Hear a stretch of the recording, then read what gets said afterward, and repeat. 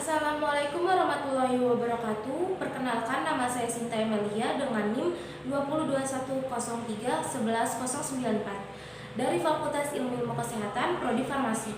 Di sini saya akan mempresentasikan makalah bahasa Indonesia dengan judul Keterampilan Berbicara untuk memenuhi tugas ujian akhir semester.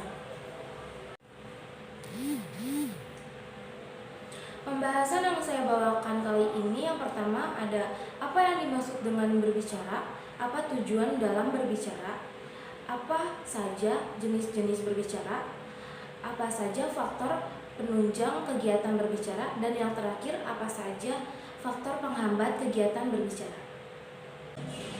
Manfaat dalam penulisan: pembaca dapat ilmu pengetahuan baru tentang isi yang ditulis oleh penulis. Pembaca dapat menambah wawasan dan pemahaman tentang keterampilan berbicara, dan terakhir sebagai bahan referensi bagi pembaca. Pengertian keterampilan berbicara. Berbicara merupakan kemampuan atau kesanggupan seseorang dalam mengucapkan kata-kata untuk mengekspresikan, menyatakan, serta menyampaikan gagasan dan perasaan secara lisan kepada orang lain.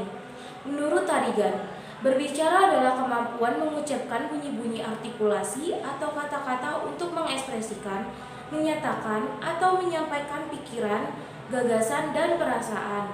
Menurut Nurgiantoro, berbicara adalah aktivitas berbahasa kedua yang dilakukan manusia dalam kehidupan bahasa setelah mendengarkan. Tujuan keterampilan berbicara.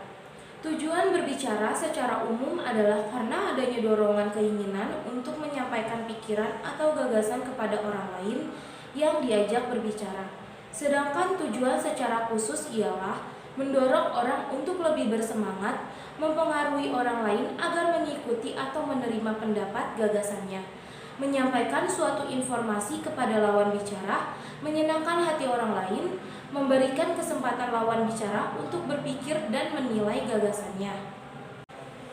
Jenis-jenis keterampilan berbicara. Yang pertama, bercerita. Bercerita adalah menuturkan suatu cerita secara lisan, walaupun bahan cerita bisa berwujud karangan tertulis. Kebiasaan bercerita ini banyak ditemukan di berbagai daerah di Indonesia.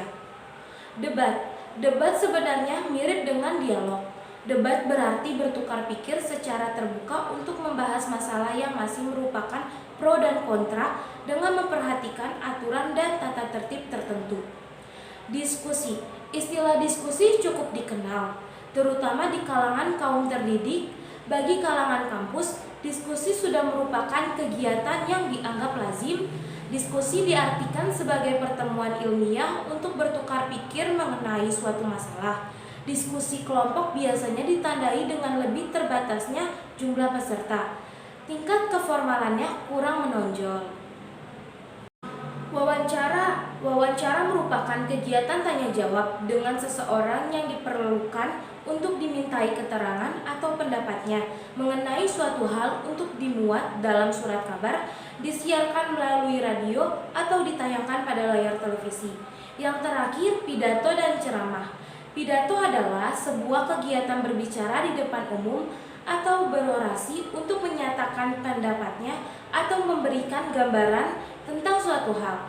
Sedangkan ceramah merupakan suatu kegiatan berbicara di depan umum dalam situasi tertentu untuk tujuan tertentu dan kepada pendengar tertentu.